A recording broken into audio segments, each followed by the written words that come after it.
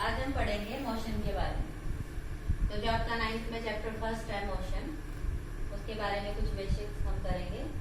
तो यहाँ सबसे पहले तो मोशन, स्टूडेंट्स मोशन का मतलब होता है मोमेंट। मीन्स कोई भी ऑब्जेक्ट है, उस ऑब्जेक्ट में किसी भी तरह की जो मोमेंट है उसे आप क्या कहेंगे? मोशन। तो motion is very simply moment of any kind in any object या बॉडी। किसी ऑब्जेक्ट या बॉडी में किसी भी तरह की जो मूवमेंट है हम उसे क्या कह सकते हैं? मोशन।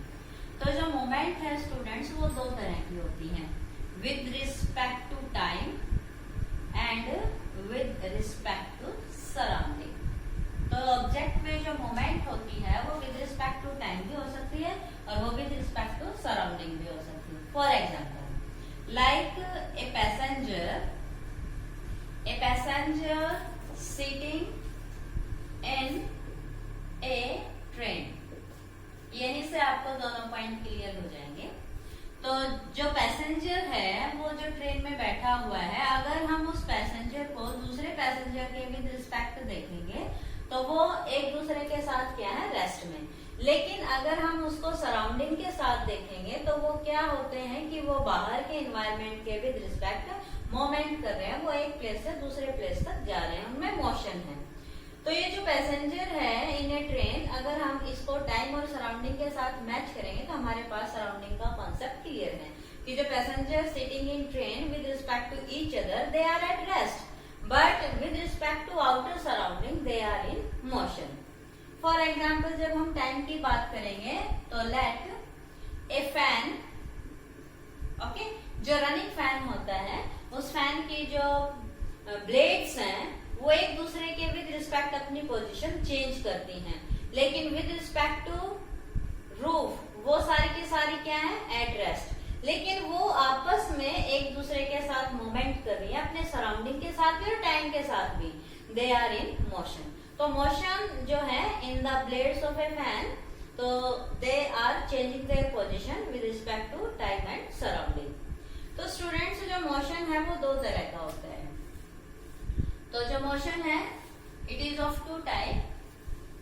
लेकिन हम टाइप ऑफ मोशन से पहले एक टर्म आपका एक बहुत अच्छा क्वेश्चन बनता है कि rest and motion are relative या रिलेटेड टू ईच अदर।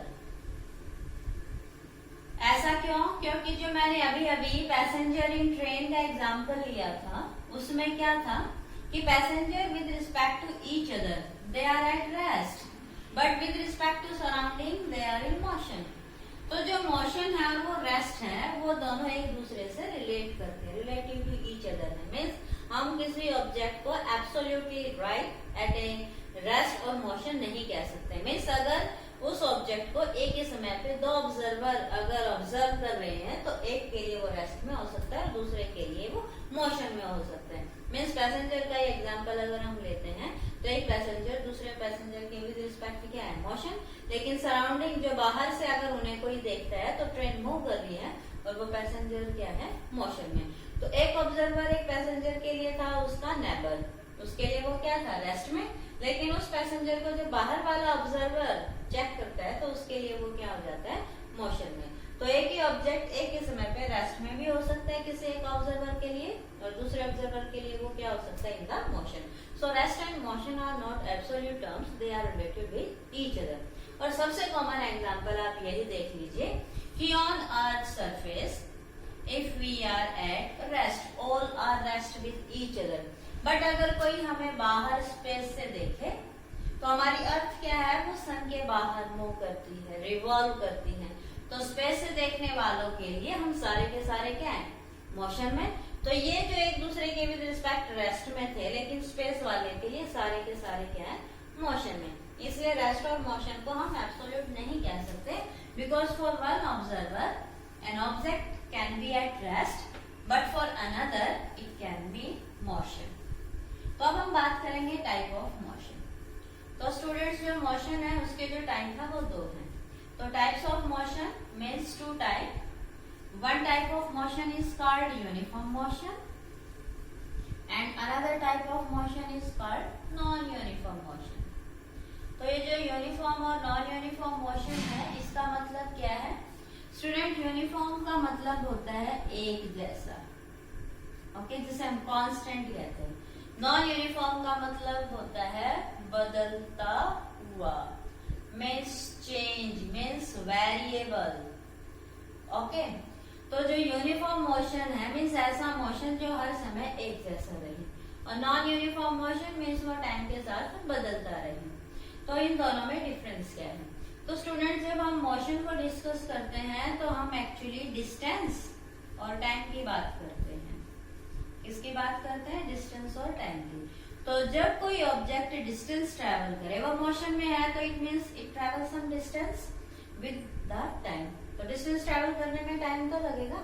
तो जब हम इन दोनों टर्म्स को डिस्कस करते हैं मोशन में, तो यूनिफॉर्म मोशन वो होता है जब ऑब्जेक्ट इक्वल डिस्टेंस को इक्वल टाइम में ट्रैवल करे। लाइक ये हमारे पास 1 मीटर की डिस्टेंस है, means from A to B, B to C and C to D। तो ये A से B का डिस्टेंस है, वो भी 1 मीटर, B से C का भी, C से D का भी।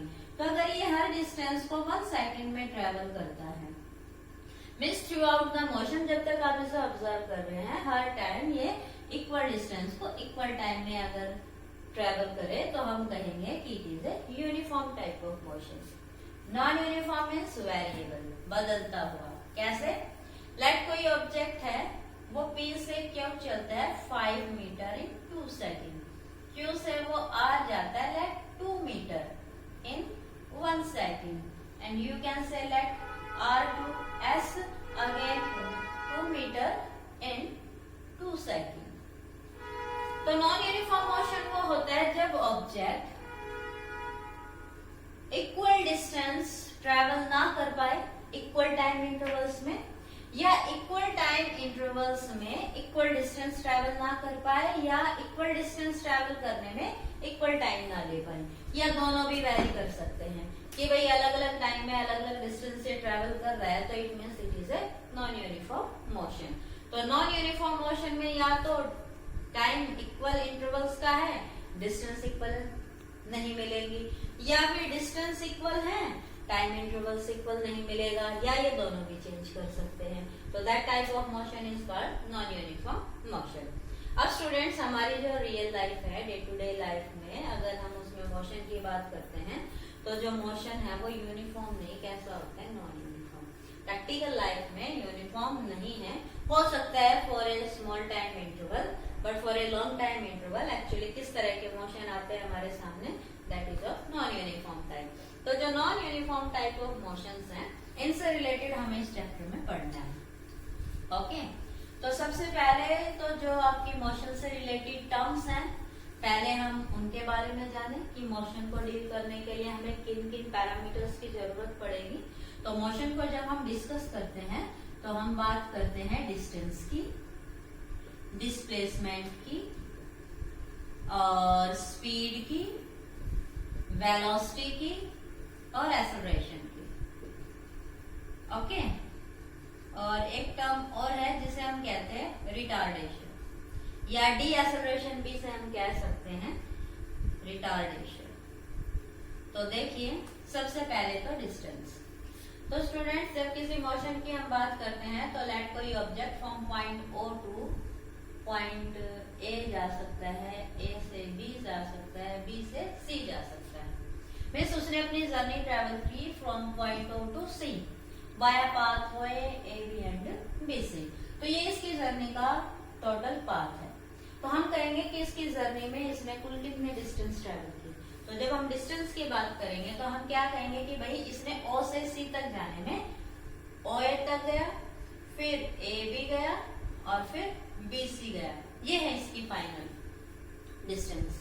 लेकिन जब हम बात करें डिस्प्लेसमेंट की, तो डिस्प्लेसमेंट का मतलब होता है shortest path length, means minimum distance between initial and final position, कि मोशन के दौरान वो कहाँ से चला था, कहाँ पहुंच गया, वो जो 2 पॉइंट्स है इनिशियल और फाइनल, उनके बीच की जो मिनिमम डिस्टेंस है, that is known as your displacement. तो जो डिस्प्लेसमेंट है वो सिंपली क्या होगा, O to C। Displacement is simply O to C। तो ये आपका कहा जाएगा displacement, simply O to C। तो तो यहाँ अगर मैं डिस्टेंस और डिस्प्लेसमेंट की बात करूं तो देखिए दोनों है तो लेंथ, लेकिन ये है मिनिमम और ये है मैक्सिमम कि O से C तक जाने में जो मैक्सिमम डिस्टेंस है वो है ये, बट जो डिस्प्लेसमेंट है वो होता है मिनिमम। O C आपको दिख भी रहा है, अगर आप OA, AB, BC को आप कैलकुलेट करेंगे तो वो OC से ज्यादा ही होगा।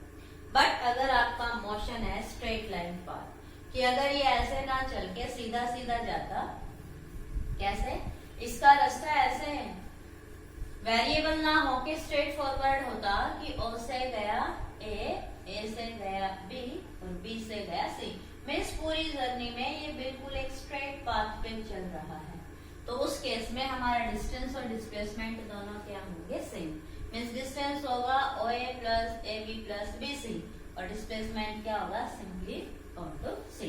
तो इन दोनों में जो कॉमन डिफरेंस है वो एक तो ये आया कि ये होता है टोटल पाथ लेंथ, कि distance is the total path length of the journey.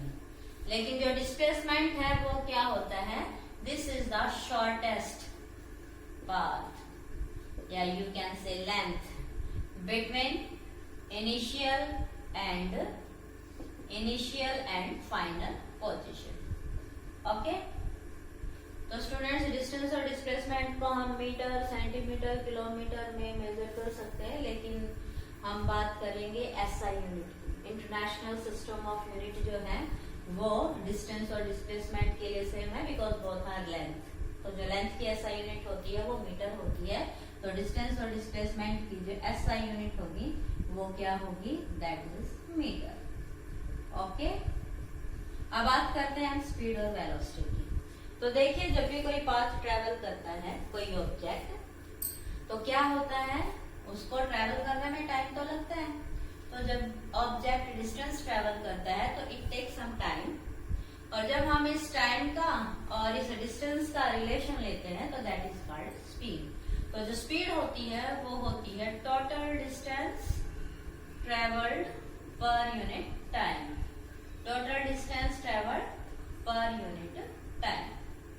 Okay, तो स्पीड को हम डिनोट करते हैं लेटर B से, और जब हम इसको कैलकुलेट करेंगे तो वो क्या होगा, total distance upon total time. Okay, और अगर हम इसकी SI यूनिट की बात करेंगे तो SI यूनिट क्या होगी, मीटर पर सेकंड। अब बात आती है वेलोसिटी की। तो स्टूडेंट्स जो वेलोसिटी है वो स्पीड होता है इन ए डेफिनेट डायरेक्शन। मीन्स जैसे हमने कहा था कि हम O से चले A से चले B और B से चले हम C, तो स्पीड तो क्या होगी, टोटल डिस्टेंस, और यहाँ से यहाँ तक जाने में जो टोटल टाइम लगा हो, तो लेट हमारी ये डिस्टेंस है 2 मीटर, ये है 1 मीटर और ये है 2 मीटर। O से A जाने में टाइम लगा 1 सेकेंड, A से B जाने में टाइम लगा 2 सेकेंड और B से C जाने में टाइम लगा 1 सेकेंड। तो जब हम स्पीड कैलकुलेट करेंगे तो हम सिंपली लिख देंगे कि टोटल डिस्टेंस क्या है, दैट इज 5, और टोटल टाइम क्या हो जाएगा, दैट इज ऑफ 4। तो ये आएगी हमारे पास स्पीड। लेकिन जब हम वेलोसिटी की बात करेंगे तो वेलोसिटी होता है इनिशियल टू फाइनल पोजीशन तक जब हम जाते हैं तो उसने जो डिस्प्लेसमेंट किया है टोटल टाइम में, तो यहाँ जो डिस्प्लेसमेंट है वो है हमारा O2 से, तो O2 से डिस्प्लेसमेंट करने में इसने टाइम क्या लगाया, 1 2 + 1 दैट इज 4 सेकेंड। तो जो वेलोसिटी होती है वो स्पीड होती है इन ए डेफिनेट डायरेक्शन, और जो फिजिकल क्वांटिटी किसी पर्टिकुलर डायरेक्शन में एक्ट करता है उन्हें हम क्या कहते हैं, वेक्टर। तो जो आपका डिस्प्लेसमेंट और वेलोसिटी है वो क्या होते हैं, vector, because they act in a definite direction. तो वेलोसिटी को भी अगर हम डिफाइन करेंगे सिंपल सेंस में, तो वी विल राइट कि that is velocity is displacement travelled per unit time. तो velocity is simply displacement per unit time, या you can write speed in a particular direction। तो जो वेलोसिटी है उसको हम लिखते हैं ऐसे, v के ऊपर एक एरो साइन लगा दीजिए, ये इसको डिनोट करेगा कि it is a vector quantity and this is the displacement upon time. तो डिस्प्लेसमेंट को हम d से लिखते थे, लेकिन d के ऊपर एरो साइन अगर आप लगा देंगे तो ये क्या शो करेगा कि इट इज अ वेक्टर।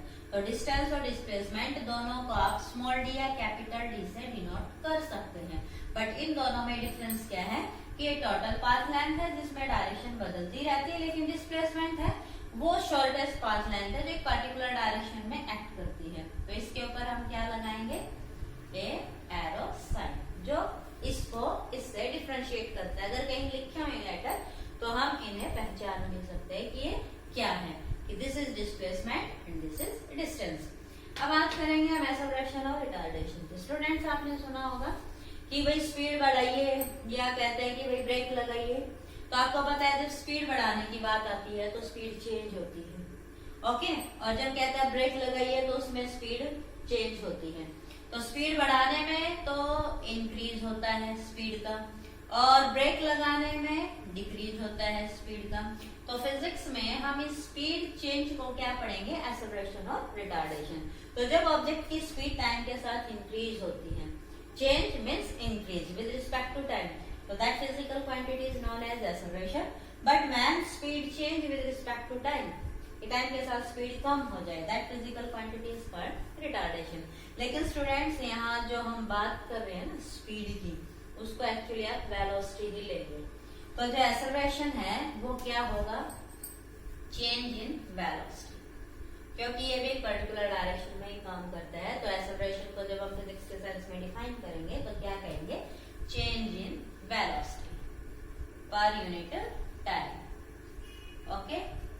तो जो चेंज है उसमें अगर वेलोसिटी टाइम के साथ इंक्रीज होती है तो this is known as acceleration, और अगर वेलोसिटी टाइम के साथ डिक्रीज होती है तो इट इज कॉल्ड रिटार्डेशन। तो जो एक्सेलरेशन है उसे हम लेटर ए से डिनोट करेंगे, तो दिस इज लेटर ए, और ये भी वेक्टर है because it is the velocity change. तो वेलोसिटी जब वेक्टर तो एक्सेलरेशन भी क्या होगा, वेक्टर। तो एक्सेलरेशन क्या होता है, change in velocity per unit time.